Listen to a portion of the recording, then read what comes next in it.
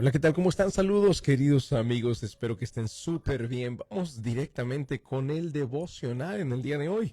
Vamos a leer lo que está escrito en la carta del Primera Tesalonicenses, capítulo número 1 y versículo 10, donde dice: También comentan cómo ustedes esperan con ansias la venida desde el cielo del Hijo de Dios, Jesús, a quien Dios levantó de los muertos. Él es quien nos rescató de los horrores del juicio venidero. Queridos amigos, el título del devocional el día de hoy es Tan ansiado retorno. Tan ansiado retorno. ¿De quién? Obviamente de Jesús, queridos. Esta carta la escribe el apóstol Pablo, se la dirige a la gente de Tesalónica y empieza a explicar el apóstol Pablo varias de las virtudes de esa ciudad, de ese pueblo específicamente, de esa iglesia. Empieza a decirles y a escribirles que se ha enterado y ha escuchado muy buenas cosas acerca de ellos. Por medio de una carta escrita a la distancia, les dice: oigan, me he enterado de cómo la gente está impresionada de la fe que ustedes manifiestan, cómo la gente está impresionada de la manera en la que hablan, la manera en la que han sido transformados, su conducta, su forma de ser. Y esa transformación, el apóstol Pablo la reconoce. Pero además hay un punto importante dentro de estos cambios que la gente ha percibido en esta iglesia de Tesalónica, y es acerca de el cómo hablan ellos de la venida de Cristo. Es un tema muy marcado en esta iglesia de Tesalónica. Esa espera con ansias, esperaban con ansias el retorno del Señor Jesucristo. Y eso que recién había partido el Señor, había pasado tal vez unas décadas, 20, 30 años probablemente, de la muerte de Jesús cuando esto sucedió. Y la gente ya a los 20 o 30 años esperaban el retorno del Señor Jesús. Los primeros discípulos, queridos, este era un tema tan vital, el del retorno del Señor Jesús. Incluso muchos creían que Juan, el apóstol, el evangelista, el que se considera el discípulo amado por él mismo, ¿no? Porque él escribe en su propio evangelio que él era el discípulo que más amaba. Es fácil decir que es el discípulo amado cuando él mismo lo escribe, pero no vamos a entrar a profundizar en cuanto a esa definición.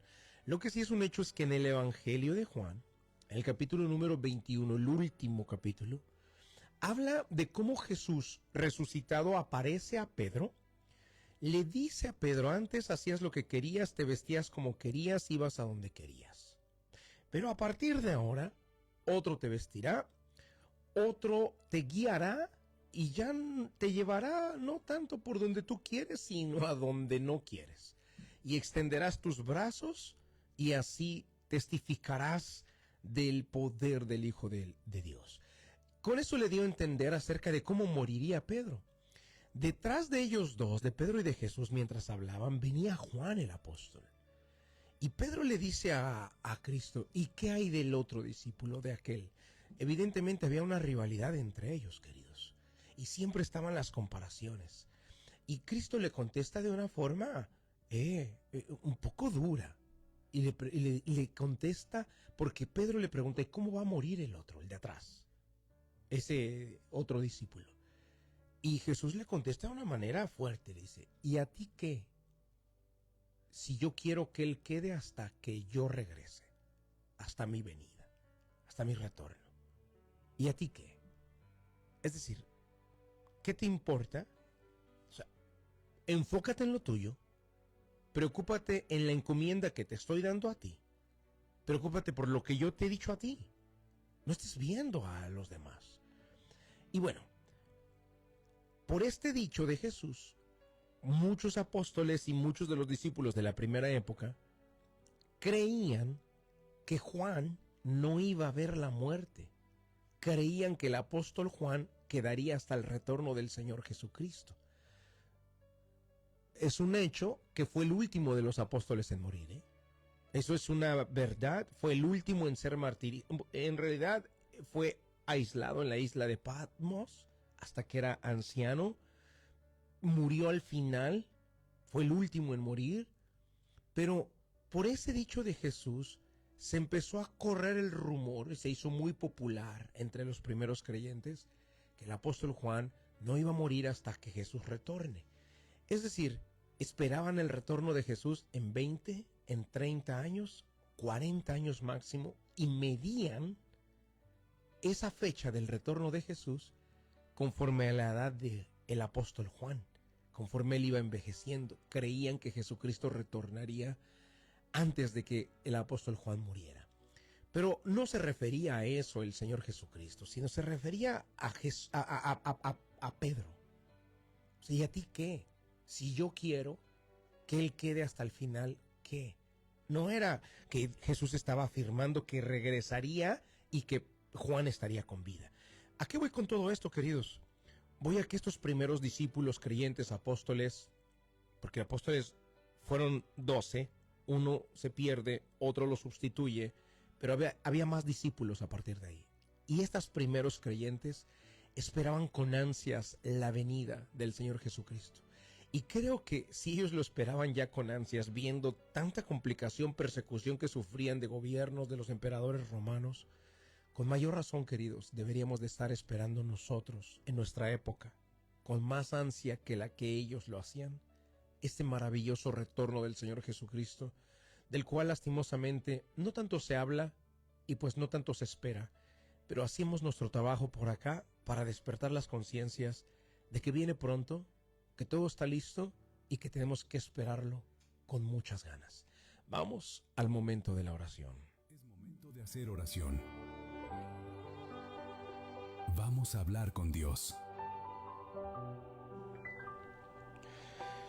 Padre Celestial, en el nombre de Jesús de Nazaret, Dios, te damos las gracias porque cuando leemos tu palabra aprendemos mucho de ella, Señor. Es tan inspirador escuchar cada mensaje que dejaste, cada escrito, y aun a pesar de que haya sido el apóstol Pablo o cualquier otro escritor, definitivamente vemos un solo autor y es tu Espíritu Santo. El Espíritu Santo, Señor, inspiró a estos grandes hombres para transmitirnos el mensaje y lo recibimos de parte tuya, Dios.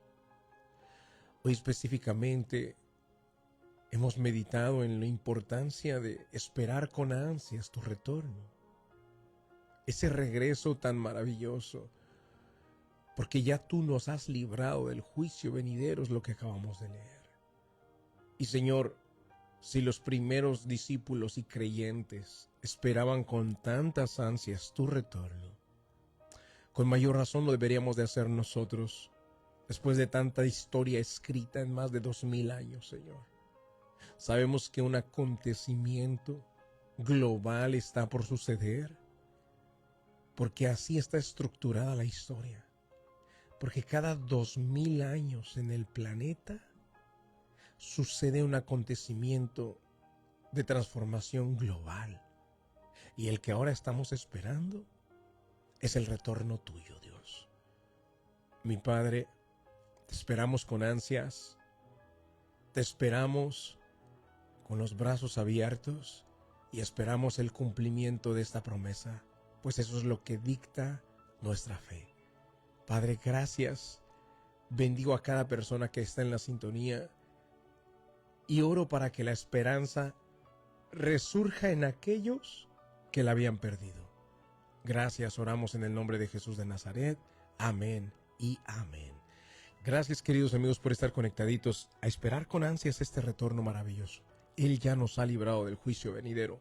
Viene juicio, pero para nosotros viene el tiempo de ser recogidos y llevados al lugar donde se nos prometió. Si Él ha cumplido todo lo que ha dicho, ¿cómo no ha de cumplir esto que también nos dijo? Que vendría nuevamente y vendría por nosotros. A creerlo y a esperarlo con ansias, queridos. Que Dios les guarde y que Dios les bendiga. Qué gran mensaje acabamos de escuchar en el devocional con el pastor Miguel Montoya. Si quieres recibir esta palabra de aliento todos los días directamente en tu celular, envíanos un mensaje por WhatsApp al 770-813-9700. Y no te despegues, porque ahora continuamos con Hablemos, el espacio donde el pastor Miguel Montoya aborda los temas de actualidad que más nos impactan.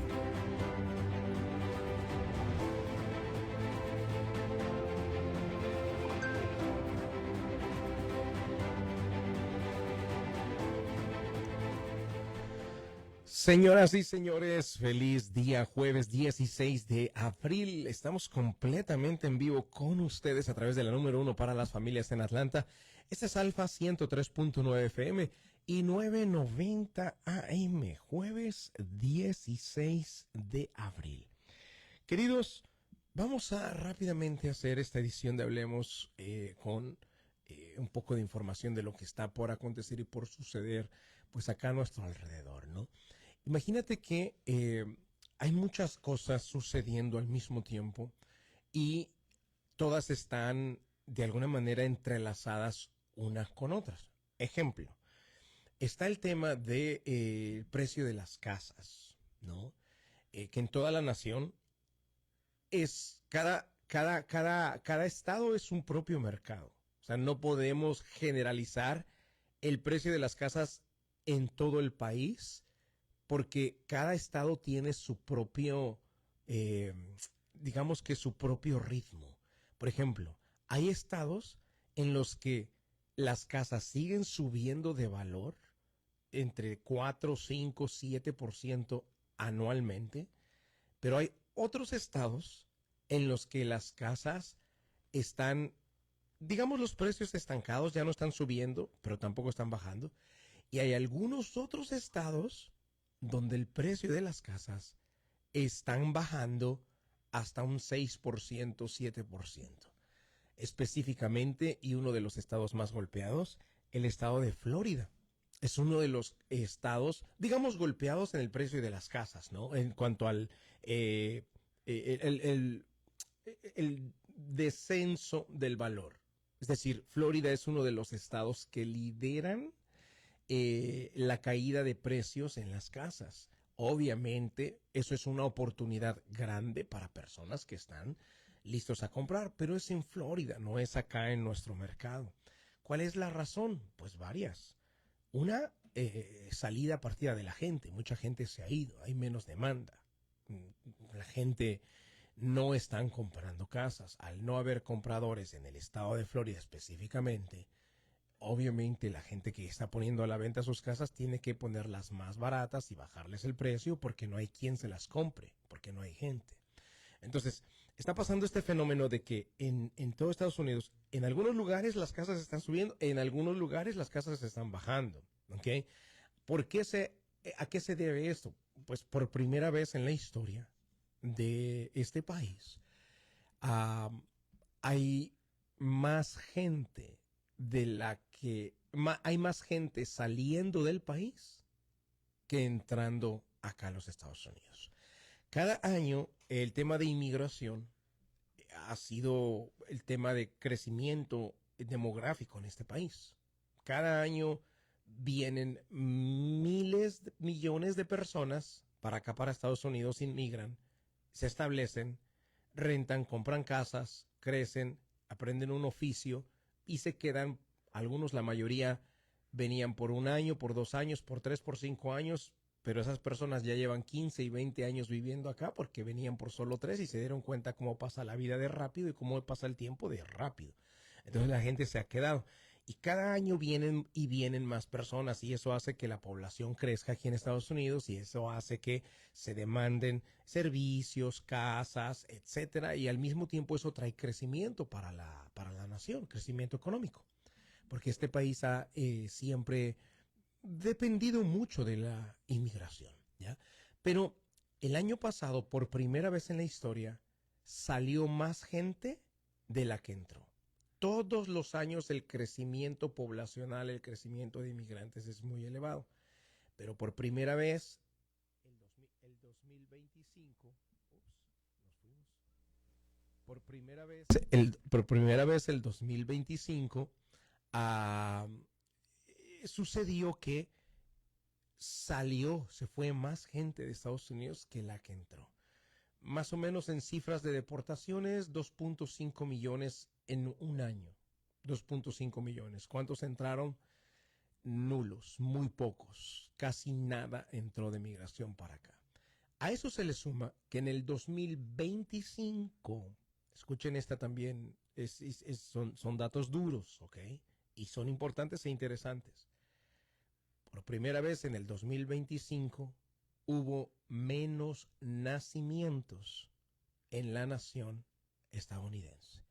Hubo menos nacimientos. Eh, fue muy considerable el descenso de nacimientos. Los nuevos jóvenes, a ver, hasta los millennials, los que todavía somos millennials, todavía nos pusimos a tener hijos. En su mayoría o en promedio los millennials tienen 2 hijos. Nuestros padres, la generación antes de los millennials, tenían entre 4 y 5 hijos. Los millennials solo procrearon 2 hijos en promedio.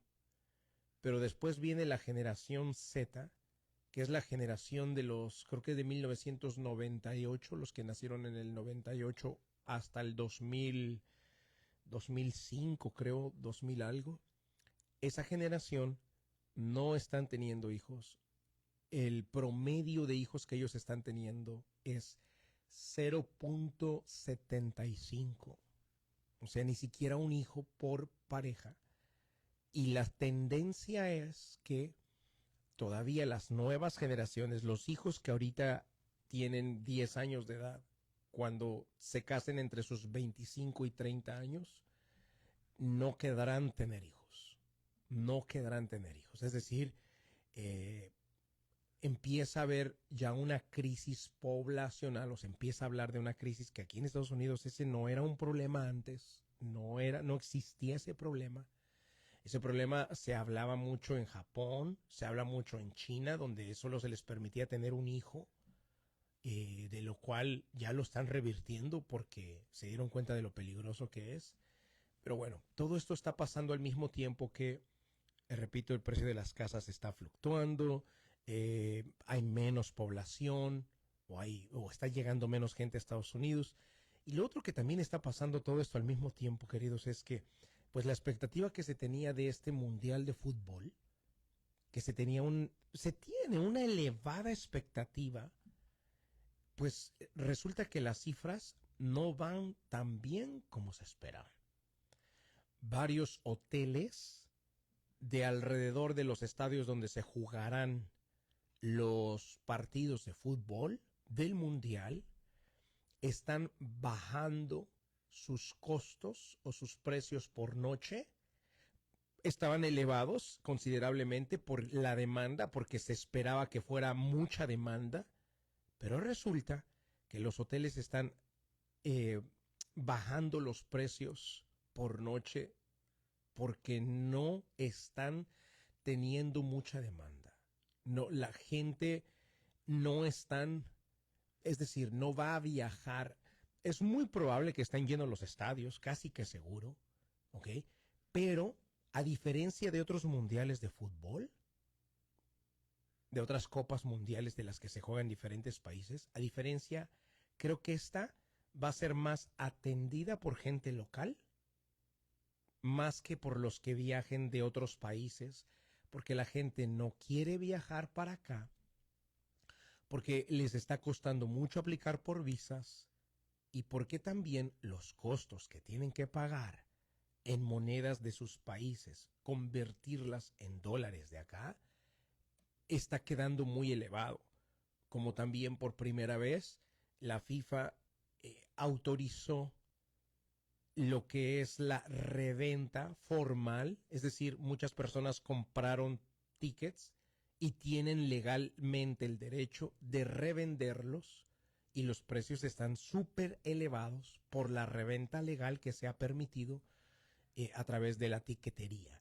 Y esto, queridos, pues de alguna manera ya está repercutiendo. Todas estas decisiones que se han tomado, todo esto de que ya no hay tantos inmigrantes viniendo, todo esto juega, se entrelaza y resulta que los hoteles ahora están bajando los precios porque no están teniendo la demanda que se esperaba. los gráficos que se habían preparado antes de cuántas personas vendrían, viajarían, pues a esto se le suma también el conflicto, los conflictos que hay de guerra, la guerra con Irán, todo esto se entrelaza, juega en contra y pues tendremos una muy buena Copa Mundial, eso es seguro, pero se tenían más expectativas de lo que en realidad se está viviendo. Por primera vez van a ser 48 naciones, 48 países disputando la Copa, lo cual se creía que atraería más turistas, atraería más visitas, más visitantes de más diferentes países, porque como hay más países disputando la Copa por primera vez, pues esperaba más visitas, pero resulta que no. Ahora, repito, ¿van a estar llenos los estadios? Definitivo, van a estar llenos. Hay mucha gente. En todo Estados Unidos habemos cerca de 340 millones de personas. Eso es demasiado, es todo un continente. Europa, todo el continente europeo tiene 430, 440 millones de habitantes, casi lo mismo que Estados Unidos. O sea, Estados Unidos es casi como un continente. O sea, hay mucha gente acá. Definitivamente van a estar llenos los estadios. Pero lo que se están dando cuenta es que no mucha gente de afuera va a venir. Y los hoteles han tenido que estar bajando los precios, sobre todo esos hoteles que están a los alrededores de los estadios, porque se han dado cuenta que no, la demanda no es como se esperaba. Hasta aquí, queridos, nada más vamos a dejar esta edición de Hablemos. ¿Cómo va a estar afectando todo esto en la economía? ¿Cómo está afectando lo de la guerra con Irán en la economía? ¿La gente quiere y está dispuesta a comprar casas? Bueno, todo eso lo analizaremos en una próxima edición de Hablemos, pero hasta aquí vamos a dejar este breve análisis. Queridos, que Dios les guarde, que Dios les bendiga y nos vemos en la próxima edición. Aquí tenemos su canción favorita.